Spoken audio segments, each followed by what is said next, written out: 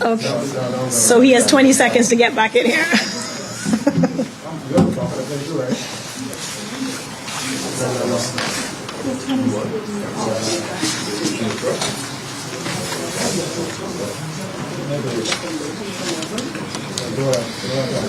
So speak when you drop your hands? Speak when you drop your hands? Okay.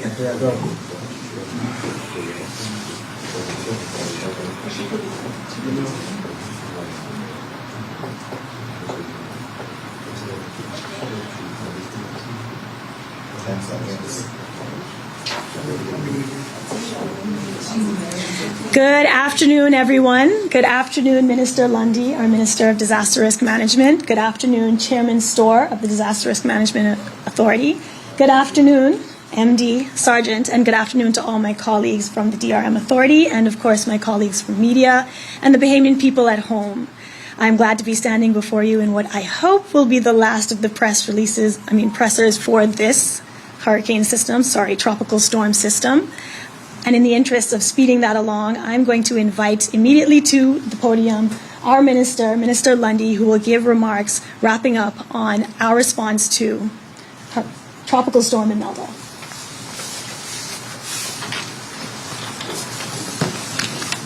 Thank you. Good afternoon, ladies and gentlemen.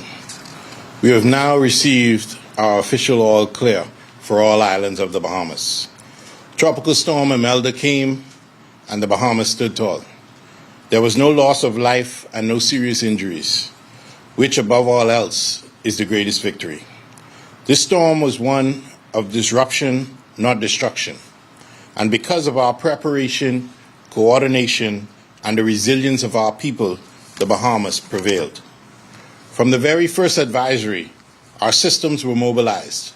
Since Saturday morning, the National Disaster Emergency Operations Center and every island command center have been fully activated, working around the clock.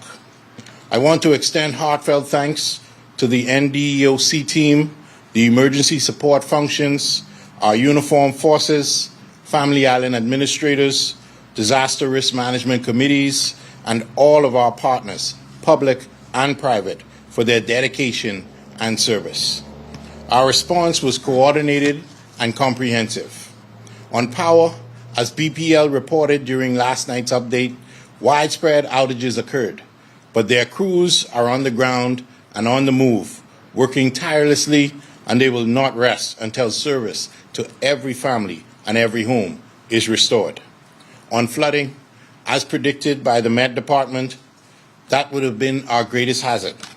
We experienced, and yet, thanks to the Ministry of Works' proactive drain cleaning program, the waters did not rise as high as they have in storms past. Today, pumps are on the field, debris is being cleared, and water levels are already receding. Later today, we will be in communities around New Providence assessing flood impacts, and these assessments will begin on the Family Islands later this week. On evacuations and sheltering, in East Grand Bahama, more than 100 residents, including 47 from Sweetings Key, relocated swiftly and safely to higher ground. Shelter use peaked at about 100 in Central Abaco and nearly 50 in Grand Bahama, with smaller numbers in Eleuthera, New Providence, and Andros. I commend these residents for their compliance, and their cooperation is proof that when we act early, we indeed save lives. Since this disturbance developed, I and the Disaster Risk Management Authority have been briefing the Prime Minister and Cabinet twice daily, while also ensuring that the opposition received daily updates. At every level of leadership, we stayed united, informed, and action-oriented. Our Family Island administrators reported to us 2 or more times each day, keeping us connected to the conditions on the ground. We pre-tested satellite phones and had redundancies in place, ensuring no island stood alone during these times. Moments like these are when we invest in readiness. Earlier this year, we conducted regional disaster readiness exercises in Cat Island, South Andros, Abaco, Exuma, and Inagua. Imelda was the test, and those exercises paid off. The disaster alerts you received on your phones are another example of strengthened early warning systems, putting life-saving information directly into the hands of Bahamians when it mattered the most. Finally, I must thank the media. Throughout this storm, you have carried vital information into homes across the nation, ensuring that Bahamians stayed informed, calm, and safe.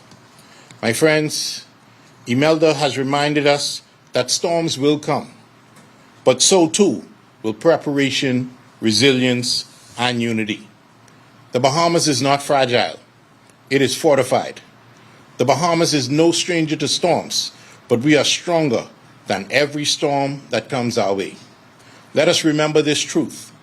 The measure of success in any storm is not the strength of the winds, but the safety of our people. By that measure, the Bahamas has succeeded. Together, we faced Imelda. Together, we endured. And together, we will always rise. Thank you.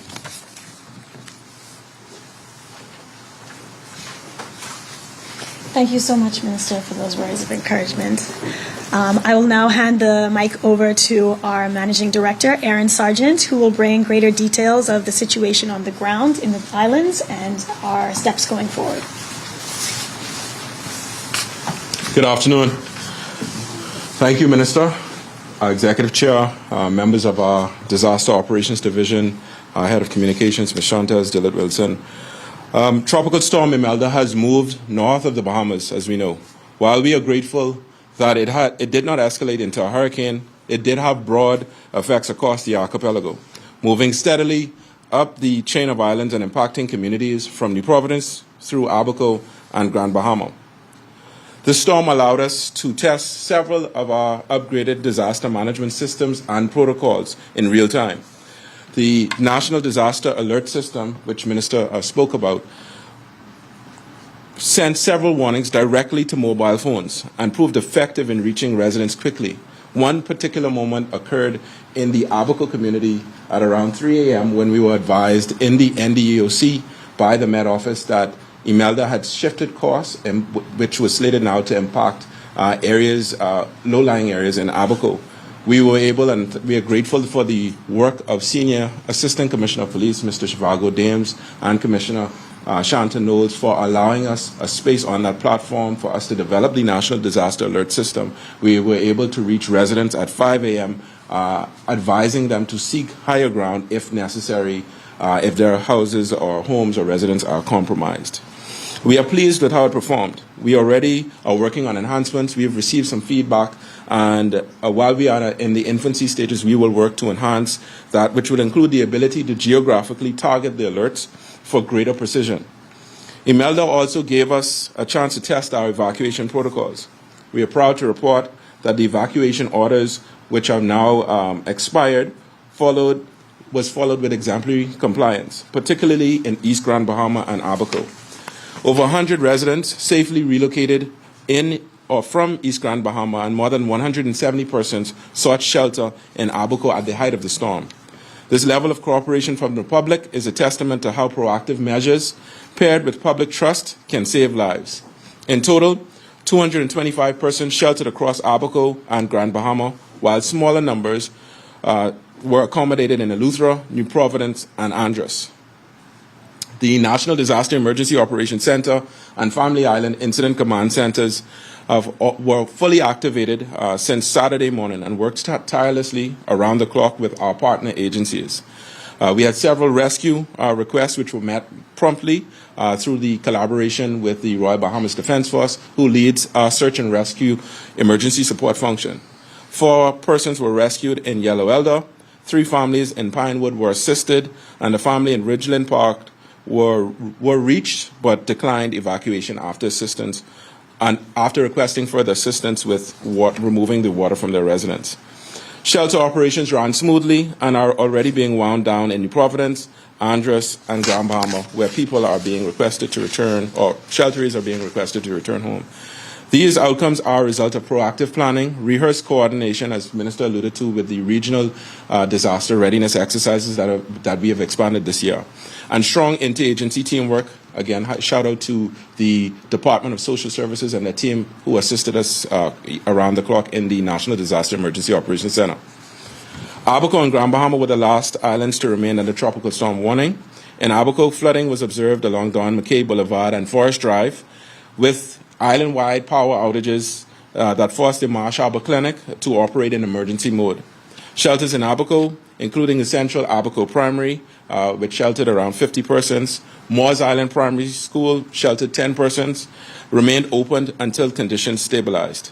In Grand Bahama, shelters such as Maurice Moore Primary sheltered 21 persons, St. George's High sheltered 19 persons, Christ the King Auditorium 5 persons, and 8 Mile Rock High School 5 persons. They continued to house displaced residents. Both islands experienced extended power disruptions, but BPL restorations and efforts are ongoing. Power outages were the most widespread disruption, affecting parts of Abaco and Cat Island. As we heard yesterday evening at the press briefing, BPL COO Christie provided a detailed statement on this yesterday, which I will provide a short summary. The majority of customers who lost power had service restored within or under 24 hours. In Abaco, outages were severe, where severe flooding. Outages were severe following a cable burnout by yesterday evening, about 50% of consumers had power restored, with targeted work ongoing. In New Providence, most major neighborhoods were restored quickly, with crews addressing the small remaining pockets. In Eleuthera, most of the island had been restored, with only a few small areas still affected.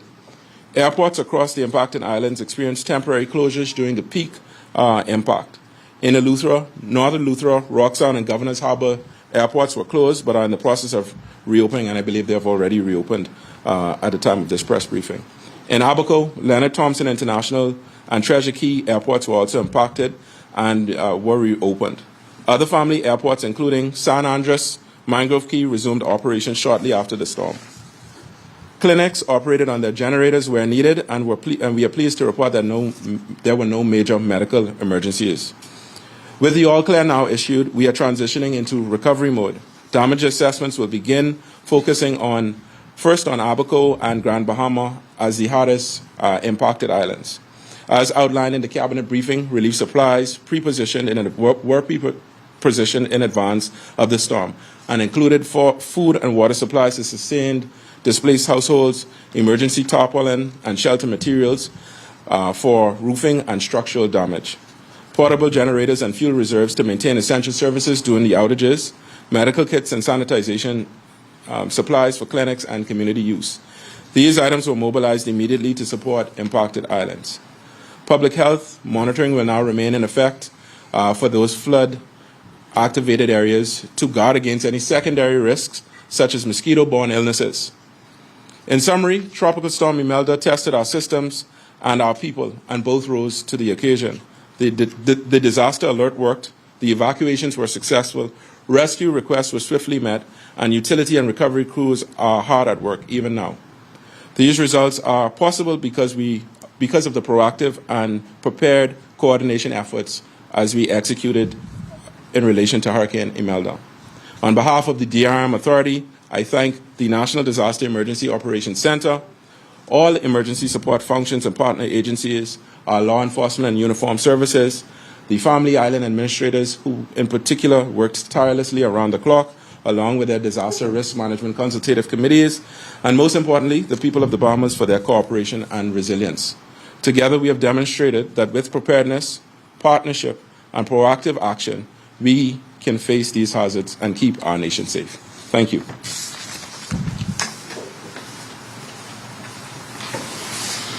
Thank you for that thorough update, MD Sargent, and I will now turn it over to our media colleagues for questions.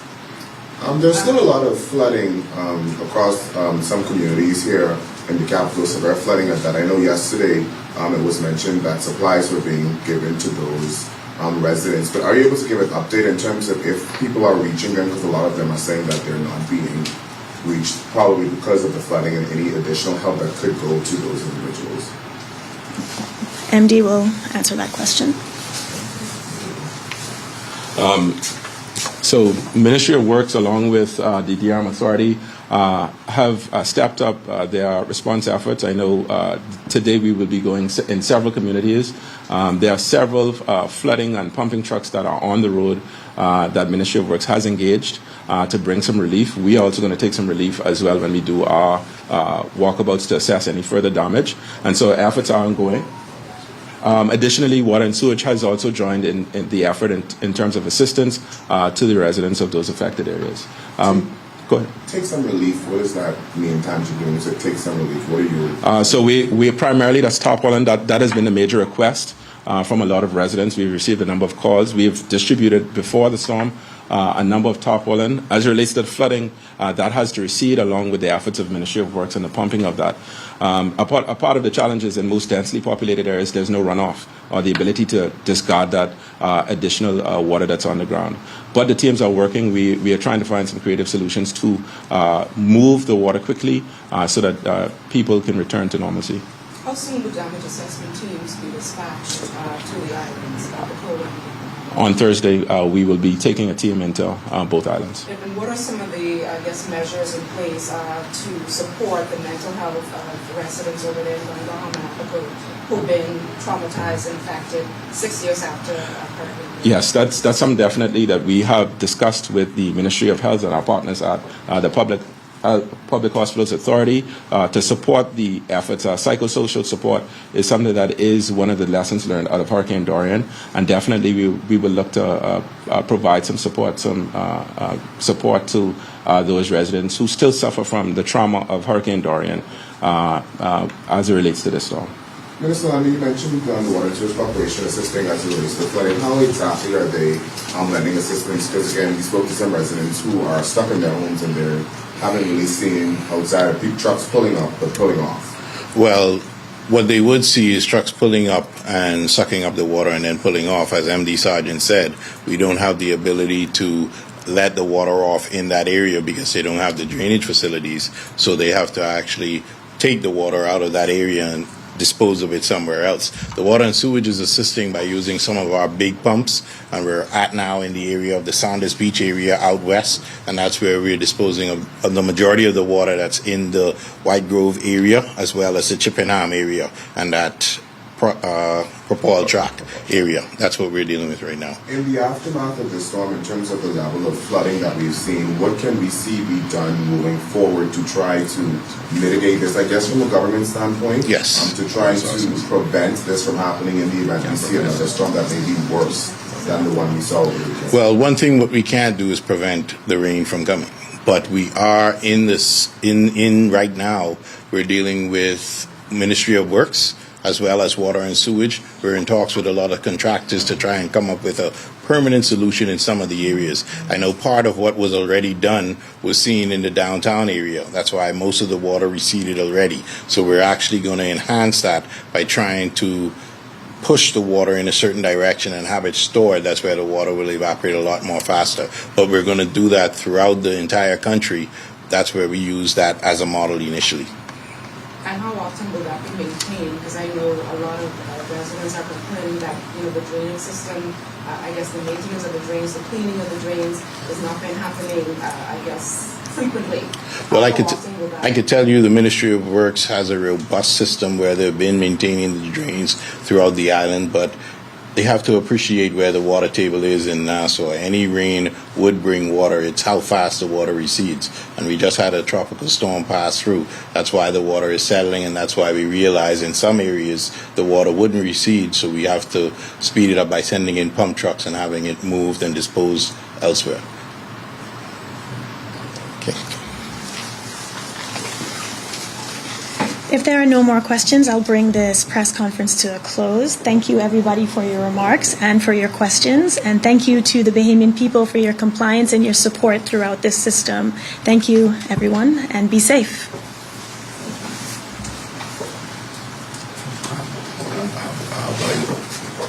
I'll walk.